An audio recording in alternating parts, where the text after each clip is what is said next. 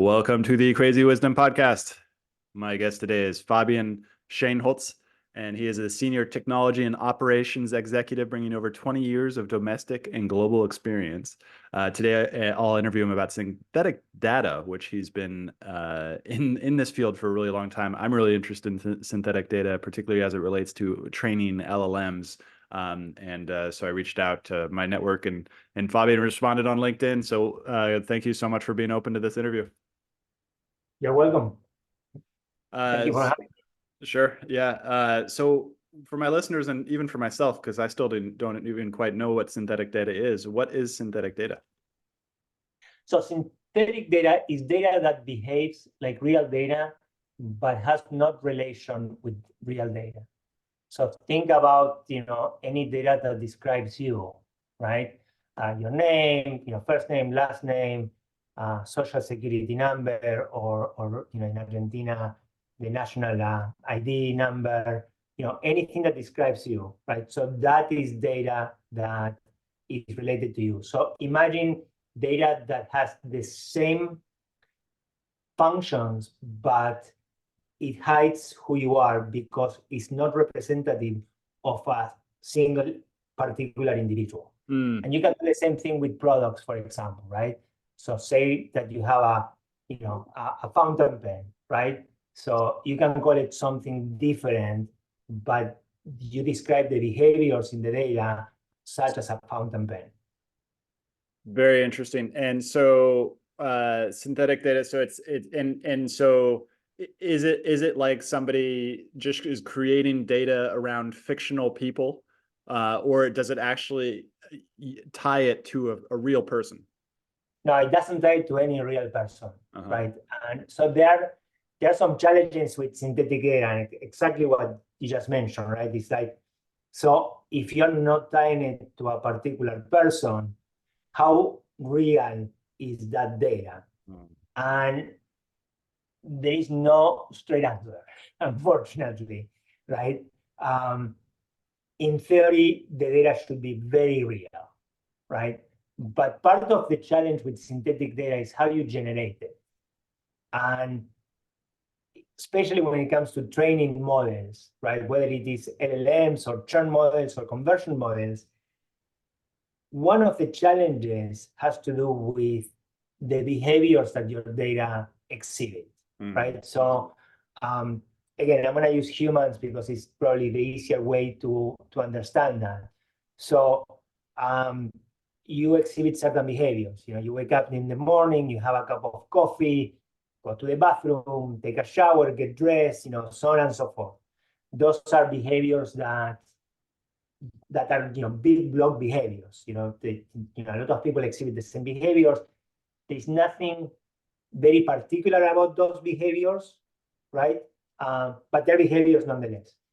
The question is what happens in between these big blocks of behavior, right? From the time you wake up to the time you go to the kitchen and make your cup of coffee, what happens, right? So that is called nuanced behaviors.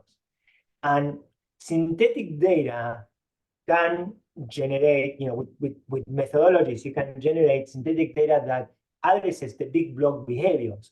But the question is the nuanced behavior modelable?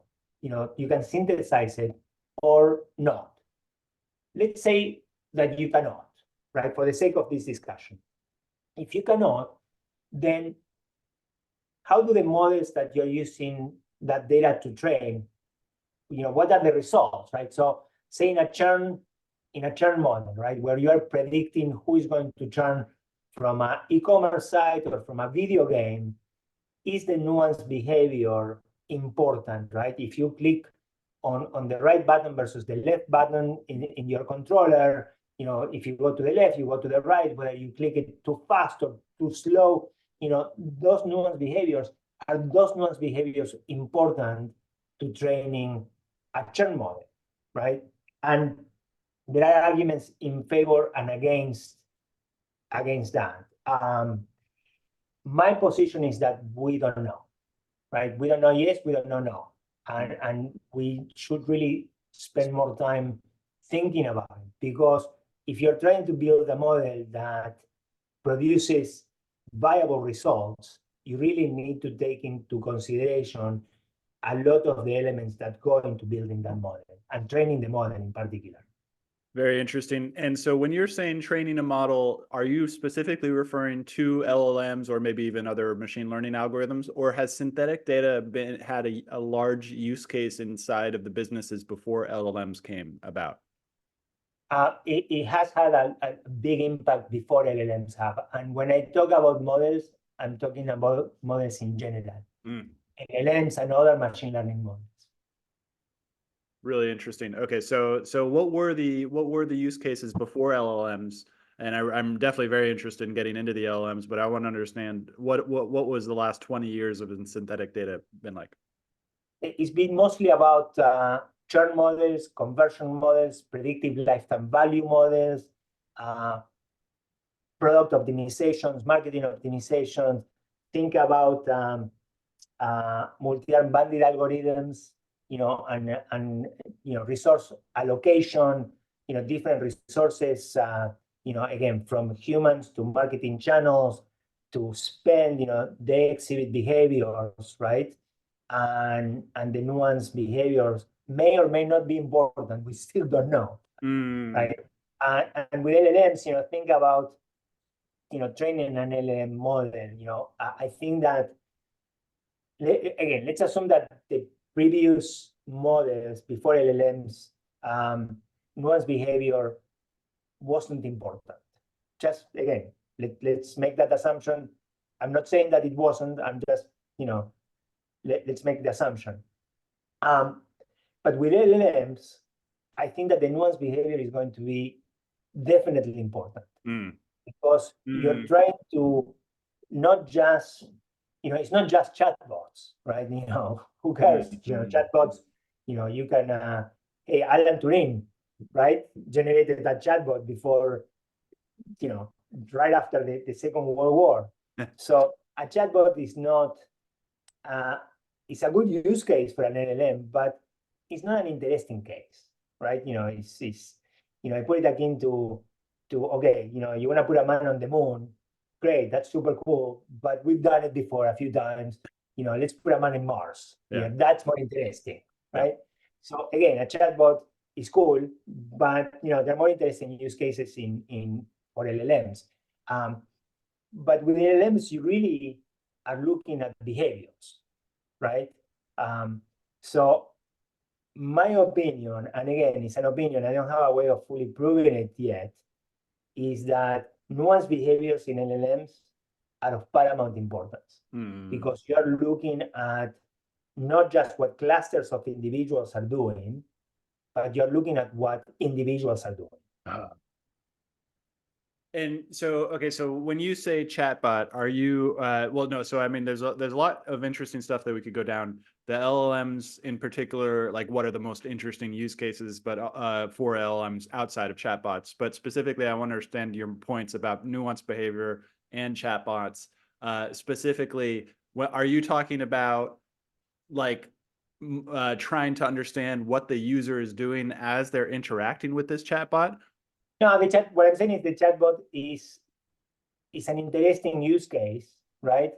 But who cares, really? Yeah. I mean, somebody answering a question, using a chatbot for customer support is cool, right? And actually, that may be a good use case for nuanced behavior. I need to think about that. But the way I'm thinking about a chatbot for customer support or customer service is really more about a knowledge base, right? It's a decision tree, right? And what you are doing is you're understanding natural language processing or natural language, right, with natural language processing, and you are going to the left, to the right, or center based on a decision tree, an algorithm that is based on decision trees. Now, let's use LLMs for that, right? Again, you have the same elements, but if you're trying to predict what somebody is going to require help with, then the nuanced behavior is important, in my mind, is important to understanding those future behaviors. Okay, got it. And this is interesting because I was just reading about natural language processing. Until LLMs came out, the natural language processing was really difficult because language is so nuanced. And then we developed these LLMs, which are essentially the paper in 2018 with the attention transformers, kind of made it the ability to focus down on the relevant parts of the sentences, and they were able to get nuance. Is that part of why you're saying that nuanced behavior or nuanced data is interesting? That's one of the things, right? Because so what you are mentioning, that paper, what it's looking is looking contextually, but the context is small, right? The window of context is like this big, right? And so you're looking in that context at the behavior, and it's a window that moves. The way I look at nuanced behavior is a bigger window, right? Again, using the example of you wake up, go to the kitchen, and make a cup of coffee. What happens in between? How many steps do you take? Do you always take the same steps? Do you always wake up on the same side of the bed? Do you always turn the light at the, I mean, it goes on and on and on and on. And while it is an extreme example, it does exemplify what I'm talking about when I'm talking about nuanced behaviors. Got it. Yeah, that's super interesting. I mean, we could almost go philosophically, and because every time that you make any movement in the earth, it's not only attached to that single moment in the earth, but it's also attached to every previous moment that you've ever existed, that anybody else has existed, and then the universe, everything is happening within this one space of the universe. So it's all quantum entanglements. Yeah, let's let's not go down that way. But the butterfly effect, I think that bringing it a little bit more down to earth, yes, there's a little bit that has to do with that, right? So, for example, I'll talk about me. I have had for the last 15 years the same breakfast. It's oatmeal with nuts and a couple of other things, cinnamon, and every morning I have the same breakfast. And I have deviated a few times, but not mostly because it wasn't available, because I was traveling or whatever the case happened to be. So that is also nuanced behavior. The fact that it's the same thing over and over and over again. Yes. It's the same thing over and over again. So now the question is, given certain situations, how would you deviate from that behavior? If you can predict that, right? Got it. Yep. Got it. Right. So that is where it becomes interesting with nuanced behaviors, is where you can predict, given the environment and given the behaviors, how are these predictions going to change? Okay, that's super interesting. Okay, so we got nuanced behavior. Before we go, because what I really want to talk about is synthetic data, because I've just been working at a company for the last year doing AI training, and I've learned a lot about AI training, and I think it surprised a lot of the researchers who came up with that transformer architecture and all the other people working in this field. I think it surprised them a lot of how much human input was necessary in order to train these models. And I got a very close look at what it takes to actually train those human beings, how intensive it is, how expensive it is, and how crazy it is. And so, and then, I've been hearing in the background, but what about synthetic data? Synthetic data is coming. Are you bullish? Are you bearish? Do you think that synthetic data is going to take over RLHF or SFT, I think supervised fine tuning or reinforcement learning through human feedback? Are those algorithms sort of threatened by synthetic data? I think that synthetic data is awesome. I think that a lot of algorithms, you will be able to use synthetic data to train. And there are going to be some algorithms where synthetic data is going to get you to a certain level, and then you're going to have to finish it the rest of the time, right?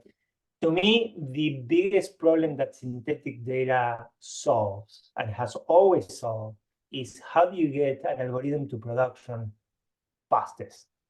Because the problem that you have with training any AI model, whether it's machine learning or a proper AI model, or whatever the case happens to be, is data density, right? And when you first start, say for example, when you first launch a game, right?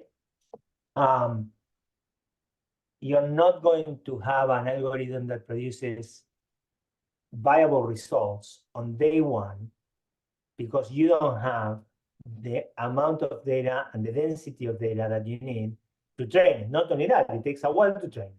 So how do you have, say, a churn model that is in place on day one, so you can immediately start doing retention?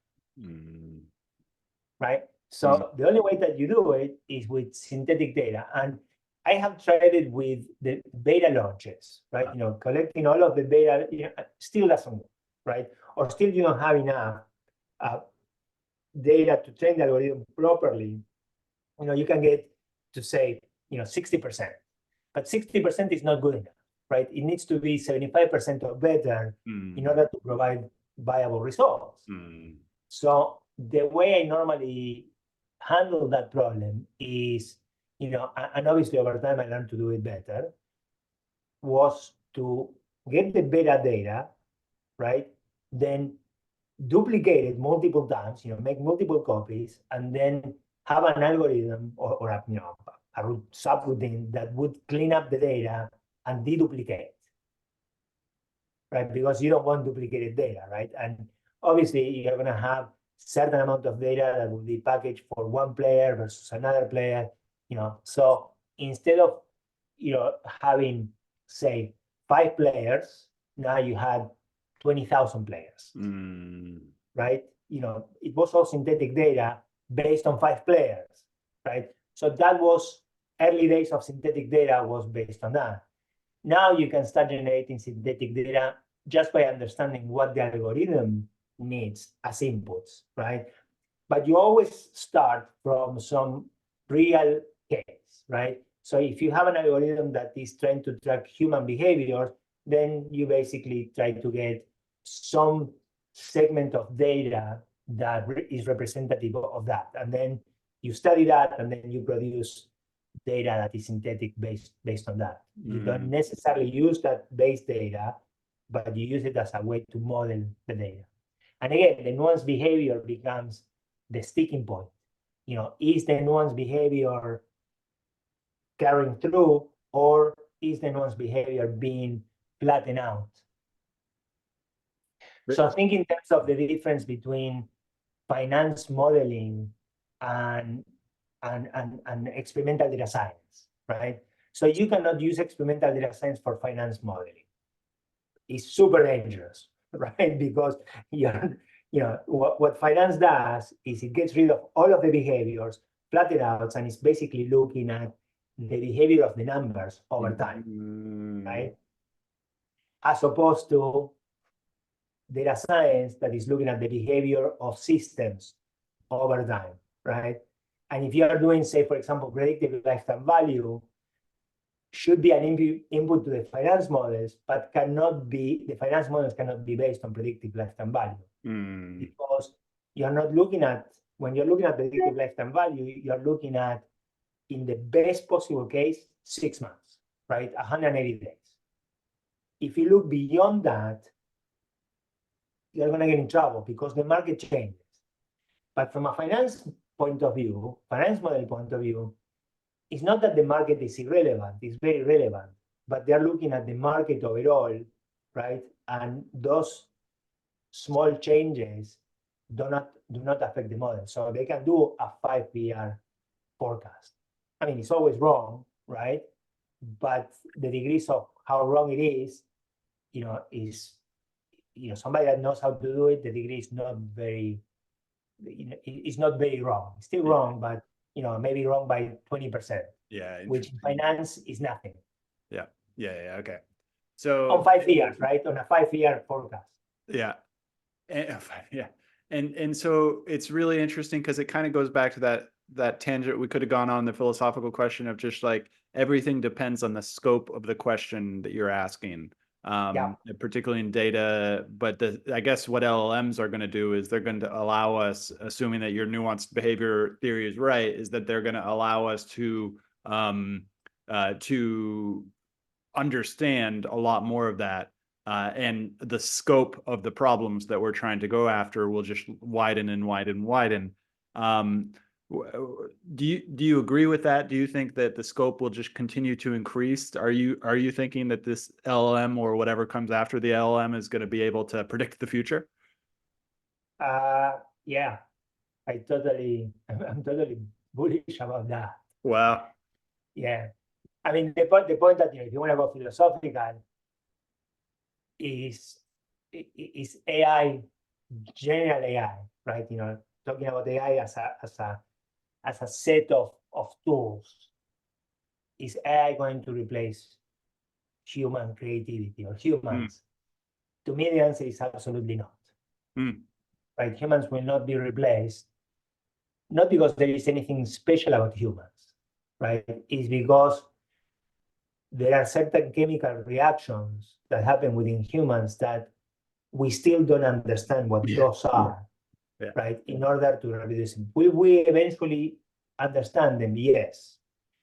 It doesn't mean that we will be able to emulate them to the degree that humans will be replaced. Yeah. This goes back to I think of AI and general AI, I think of them as tools, right? I mean, fantastic tools. Those tools are going to make our lives better. They're going to enable us to actually finally, maybe as a species, grow. Again, that's the philosophical aspect of it. So going back to that synthetic data, and will synthetic data replace things like RLHF or SFT, and whether you think that that's accurate?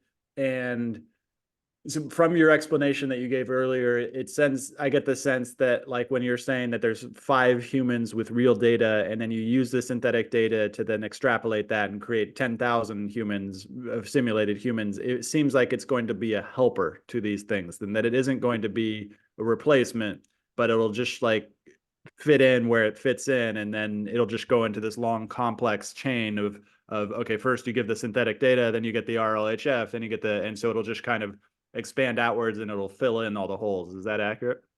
That's pretty accurate, yes. Yeah. Anything else that we should know about that sort of the future of AI training in terms of synthetic data? I think that, the better we get at understanding behaviors, the better a synthetic data is going to be. Yeah. Right. Yeah. And again, I think that the bigger question that we need to answer with synthetic data is about those nuanced behaviors. Are the nuanced behaviors important or not? Again, my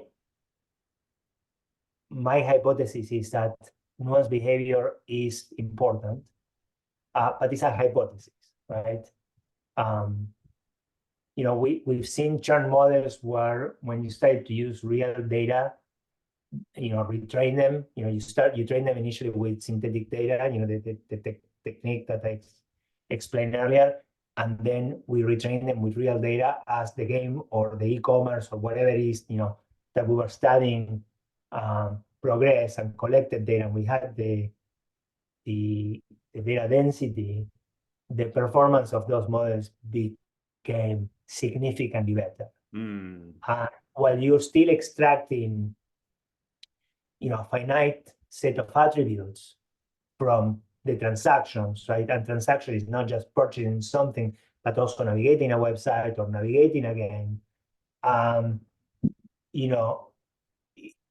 You're always expecting the same thing. It's not that the synthetic data is going to have more or less fields than the data that you're collecting in reality, right? But there is the thing that is like, okay, synthetic data is flat, right? You produced it, but somebody that generated it, while it may have a one-to-one correspondence with a synthetic record, there is that nuanced thing that is not explicit in the data, but it still translates into the training of the model. And again, it is borderline philosophical, but experimentally, what I have seen is that models once they get retrained. For example, a churn model, you retrain it once a week, right? So you have the initial model on day one that is used, you train it with synthetic data, produces viable results, but then on week one, when you retrain it with the data that you collected, for week two, the results are better. Yeah. And for week three, the results are still better. And week four, better yet. And at some point, depending on the quality of your data and the quality of your model, you can get to 90% accuracy in your churn predictions, or your conversion predictions, or your predictive lifetime value, or your product optimization, or marketing, so on and so forth, right? So there is no way to prove it yet, but again, experimentally or anecdotally, I have seen it develop in that way. Okay. And I'm totally in favor of synthetic data. Don't get me wrong, right? I mean, I think that we should invest a lot more in synthetic data, especially because a lot of these models become biased, right? Yeah. So, for example, in gaming, although it's no longer the case, but well, it's not the case. But in gaming, we think of gamers to be mostly males, right? It's not true, actually. You have a very cross section of genders and ages, all sorts of things, right? But when we think about targeting gamers for particular games, we are targeting 16 to 35 males. So that also thinking creates some bias. So think in terms of when you train a model, if you have that bias, then your model is not going to perform. So what synthetic data enables you to do is to either, flatten out those elements that are biased, or balance the data set with the right data in order to create models that are not biased. Oh, interesting. Yeah, because the bias is definitely something that's really interesting, that particularly for the LLMs, because because of this importance of RLHF, reinforcement learning through human feedback. And the reason why this algorithm got so popular is that the base LLMs kind of just hallucinate a lot and lie to you and make fun of you and do all these crazy things. And so they realized that they needed a huge horde of human beings in order to train these things how to be polite and like you would like a teenager. And but then the funny thing is that most of the people training these data are in the same socioeconomic class, no matter where you go in the world. And so they're all paying attention to the same media sources, and they're they get hired in a certain way, and so it's all creating this bias. And then you have the added bias of us, of a corporation who's interested in profit goals, who's stuck inside of this regulation thing that requires it to be, set to certain standards, which may or may not be right. But it's all leading to this point where history is getting rewritten right now, and it's getting rewritten. Whoever trains the LLM is rewriting history, basically, because it's already to the point where I ask this more than I ask Google. And Google had the same transition before, where you would, instead of going to Google, you'd go to the library and stuff. So, so that's happening, and that bias is really interesting. We can talk more about that, or we can, if you have anything to say about that, or we can go into more details of how synthetic data basically gets produced, and what are the tools that you use to produce synthetic data. Like, what's the pipeline for actually creating synthetic data? Yeah, so I'm going to say something about the bias, and then we can move on Sure. to the how-to part. I'm not surprised about the bias, because at the end of the day, it's humans that are producing these models. Yep. And there is an echo chamber going on, right? If you're on the left, there is an echo chamber which pushes you more to the left. If you're on the right, there is an echo chamber that pushes you more to the right. So those elements of society, fortunately or unfortunately, I'm not going to put a judgment on it, are moving onto AI and the bias in the training sets as well. At some point, like everything, there is going to be a reconciliation of that.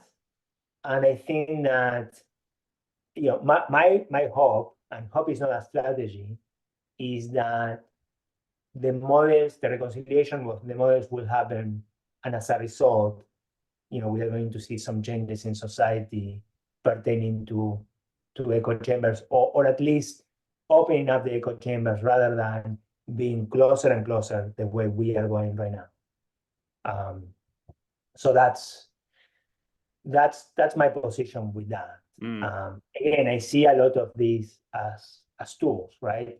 As tools for society, as tools to, for businesses, and part of the challenges that I see in business is that they think that being biased is a good thing, right? Because obviously they're there to win, right? So if you're biased in favor of your product, you will sell more of your product. Makes total sense.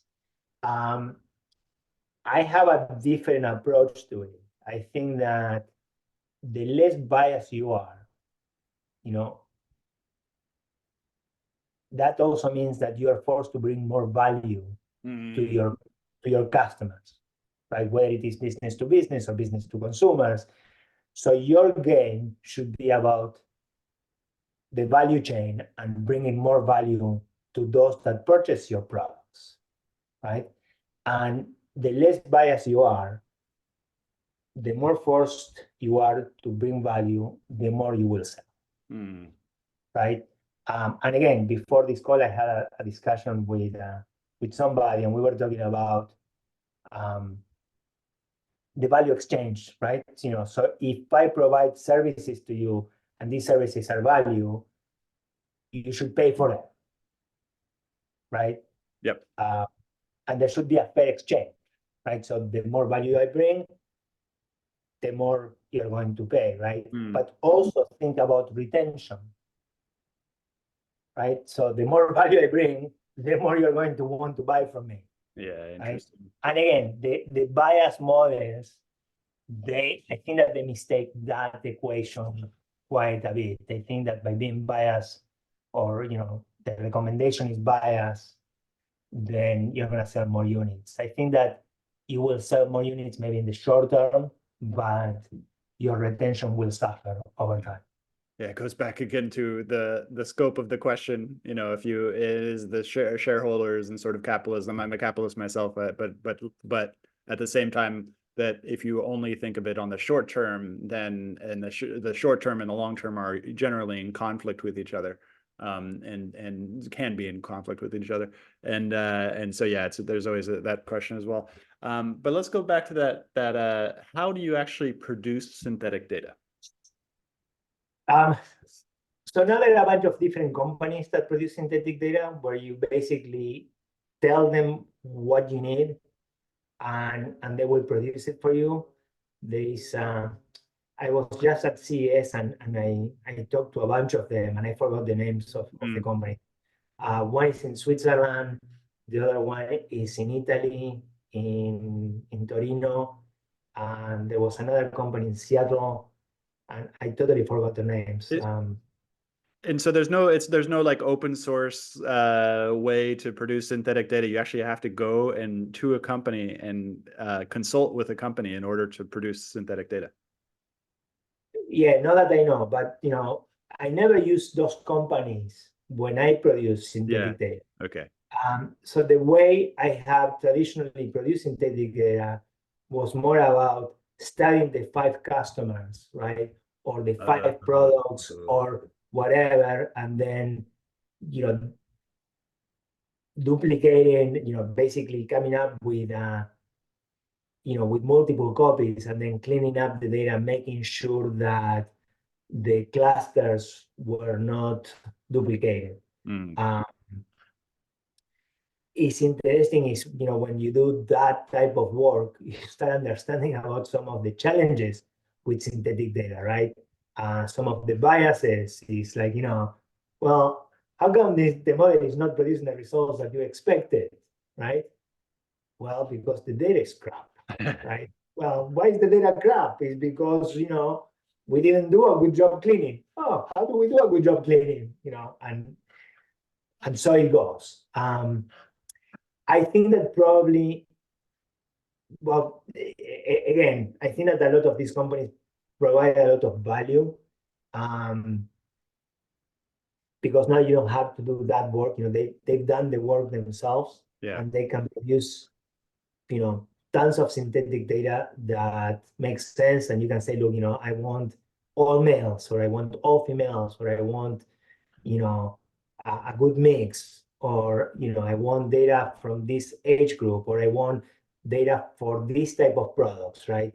You don't have to say, I want the pimple cleaner, I want skincare products, right? And they can give you, tons of data on products that are representative of skincare products, right? So you can do that. So say, for example, that you're doing a supply chain model, right? Where you're trying to predict demand and then, buy the chemicals to produce the products based on the demand that you're going to have, right? So how do you train a model to do that? Unless you have tons of data that you already collected, which normally is not the case, because companies are still using data warehouses rather than data lakes, right? So that is another rabbit hole when you're talking about synthetic data. The difference between data warehouses versus what is the difference? I've heard of both of those terms, but I still don't know the difference between data warehouses and data lakes. So a data warehouse is a concept that started many years ago, where you are collecting data in a structured database. Got it. But it forces you to make some decisions upfront of what data to collect, right? So say, right? Now with a data lake, the data lake has two layers. One layer is the raw data, and the other one is the cleansed data. With the raw data, you just collect everything. You don't have to make any decisions in terms of what you're collecting. So say, for example,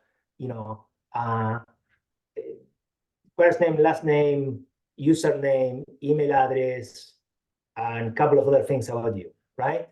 But there is a more data than that. So with a data warehouse, you will have basically created a table where you only collect those fields. With a data lake, whatever you are collecting, even after that, goes into the raw data layer. And then if you only need to extract your first name and last name, then you extract it. But now you're collecting all of the data. Now with a data warehouse, if you need to collect more, then you need to go and open up, do heart surgery, expand, you're gonna have to test, the development is going to take months, the testing is gonna take months, the risk of, introducing bugs into systems that are dependent on the data warehouse is high. With a data lake, all of that goes away, right? Because you're only extracting what you need, and you are not dependent, systems are not dependent on the cleanse layer, and they're only dependent on a piece of the cleanse layer, right? So you have more freedom. So that's the main difference between data lakes and data warehouses. So we know that synthetic data is going to play a role inside of AI training, but then how will the AI then roll back into the business of synthetic data, or maybe just even make your life easier by helping you to complete various tasks related to synthetic data? Is there going to be any sort of like a blowback back into a virtuous cycle of making your job easier from AI? Are you using AI in your work already? I'm using AI in my work already, not to produce synthetic data. But yes, I think that the better you understand the production of synthetic data, and the better you can create models that produce that data, look, it's like everything, right? The more data you get, the better the results are. And if the data is viable, right, over time is going to become even more viable, and the results are going to be more viable, which if you are using a model to create synthetic data, then you basically have this vicious cycle, right? I mean, you have this feedback mechanism that is going to produce better results. but like with every model, you need to watch out because you are going to have deviations, right? You're going to have, it's going to go to the left or right or stay center, right? And if it goes to the left or to the right, you want to understand why, right? So for example, again, churn models, right? We had churn models that perform at 92% accuracy, 93% accuracy, and they produced those results for 4 or 5 weeks. Wow. And then all of a sudden it went down to 85%. Oh. Okay, so why? Right? So so you need to watch out for the R squared, right? Which is the accuracy of the model. And so if it went from 92, 93% to 85%, while 85% is still super, super cool, right? Great results. Well, what happened? Interesting. Right? So you need to understand what happened. In some cases, nothing happened. That is just what happened. And then 2 weeks later, you're back at the 90th percentile. In some cases, you actually started, your model needs to not only get fully retrained, but there is a problem with how the model performs over time and may not account for changes in behavior, nuance or not. Interesting. Okay, so there's a lot of questions that we can go from here. One, I would like to clarify. So you're saying a churn model will be 92% accurate based on what? Based on the early movements that they make once you get to the website? Is that what you're tracking? Yeah. Okay. So again, with synthetic data, you get it to something viable where you can have it on day one. Yeah. But then, once you have it in production and you have a live system, you need to use, again, in my mind, some people might argue that you need to use real data to retrain it. Oh, interesting. Okay. Okay, interesting. To me, the use of synthetic data is to get it to day one, right? How do you get it? How do you get a viable model to day one? And once day one happens and you have it in production, you have the system that is procuring the data for you in production, then what's the point of using synthetic data? I mean, you can use synthetic data to retrain a different model, right? And then have it run side by side to see how it performs. That would be a nice experiment. Oh. But what's the point, right? So again, on an LLM, right? In my opinion, you need to do a bigger window. But even in the current way the LLMs work, so you get it trained to day one. Once you launch it, you have real humans or real systems interacting with it, and then you use that data to retrain it. Okay, so one of the things when I first started hearing about synthetic data, I had the same image in my mind that a lot of people had when they first heard about AI, and they're like, okay, AI is going to start to just fill the internet with copy that's written by robots that is just kind of junk. And then I also thought the same thing would happen with synthetic data, that there's just going to be they're going to try to lower their price, lower their costs of doing business, and they're going to just train these LLMs on synthetic data, and then somehow that they're going to not notice that it's all just going to turn into just a giant shit show, excuse my language, but basically that it's just going to be crap. From I'm getting a much more nuanced understanding from you. But what do you think about the threat of that, of like synthetic data being used by larger companies to do these things that actually degrade the quality of the large language models? Well, I only have a philosophical answer to that question. Unfortunately, we are humans. Yeah, right. Yeah. Yeah, I mean, look, the humans not only take the right path, right? In many cases, they decide that they want to take the easier path. Yep. And the easier path, in some cases it's the right path, in some cases it's not the right path. But the easiest path, may not lead to what you want, right? The way I do it when I train models, when I have my employees train models, or companies that I consult with train models, is let's have synthetic data or some proxy data, right? I think that synthetic data is a nice term, but I like to use proxy data. I think that is a more accurate, accurate term, right? But the synthetic data, then doesn't matter how you slice it and dice it. It's like, we want to come up with these super names that are, marketing driven names. The reality is that, this is proxy data. So you use the proxy data to get to day one, right? Once you're on day one, then sure, you can still use proxy data, to fill in, the blanks, so to speak, right? But you really need to use real data to train the models moving forward. Now, LLMs may be a different story because they take a long time to retrain, right? So a churn model, doesn't matter how much data you have, it will not take you more than 24 hours to train, right? I mean, if it takes you more than 2 hours, then your model is really terrible, right? You need to go rewrite it and make it optimal. And this is, I'm talking with petabytes of data, right? 2 hours is plenty of time. So you can run it once a week, right, to produce results that are viable for the next 2 weeks, right? The same thing with predictive lifetime value or conversion models or product optimization or marketing optimization, multi-arm bandit algorithms. You can even, run them every day, right? But with LLMs, is much different, but you should be able to retrain them once a month or once every couple of months, right? Now, your retraining will basically take 2 months to do or a month to do, again, depending on the LLM and depending on the scope of the problem that you're trying to solve with the model.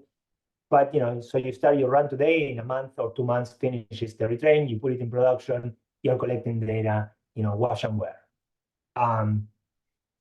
Now, where again, in the scenario of retraining, synthetic data does play an interesting role is when you're trying to eradicate the bias in the results.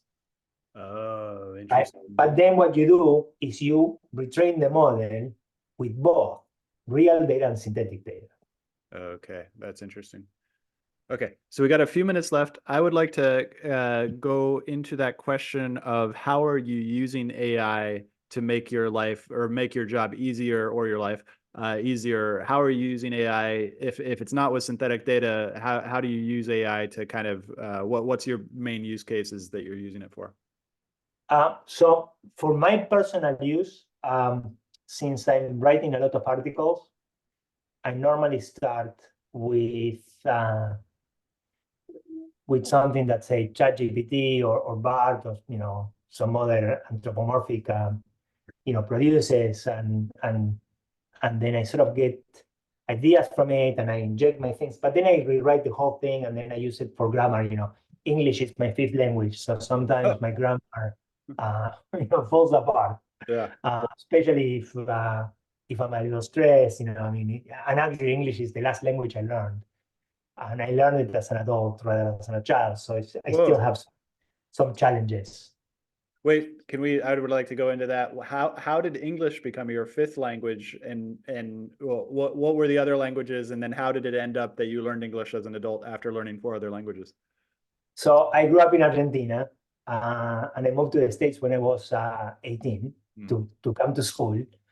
And so my first language was actually Yiddish, because at home we spoke Yiddish. Oh, wow.